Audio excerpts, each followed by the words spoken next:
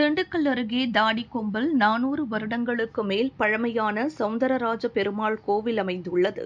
வைணவ கோவிலான இங்கு பகல் 10, ரா 10 வெகு விமர்சையாக நடைபெறும். அதனைத் தொடர்ந்து ஆண்டுதோறும் வைகுண்ட ஏகாதசி அன்று சொர்க்கவாசல் திறக்கப்படுவது வழக்கம். அதன்படி இந்த ஆண்டுக்கான சொர்க்கவாசல் திறப்பு நிகழ்ச்சி இன்று வெகு விமர்சையாக நடைபெற்றது. அதிகாலை 4 மணிக்கு சௌந்தரராஜ பெருமாளுக்கு திருமஞ்சனம் அர்ச்சனைகள் செய்யப்பட்டு பின்னர் சன்னதியிலிருந்து சௌந்தரராஜ பெருமாள் உற்சவர் புறப்பட்டு பிரகாரம் வலம் வரும் நிகழ்ச்சி நடைபெற்றது. அதனைத் தொடர்ந்து சொர்க்கவாசல் என்று அழைக்கப்படும் பரமபத வாசலை பெருமாள் வந்தடைந்தார். அதனைத் தொடர்ந்து சொர்க்கவாசல் திறப்பு நிகழ்ச்சிகள் நடைபெற்றது.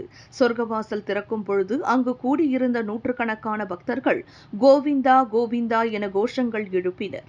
சொர்க்கவாசல் வழியாக வந்த பெருமாள் இன்று முழுவதும் கோவிலின் வடக்கு புறம் உள்ள பரமபத மண்டபத்தில் எழுந்தருளி பக்தர்களுக்கு அருள் பாலிப்பார்.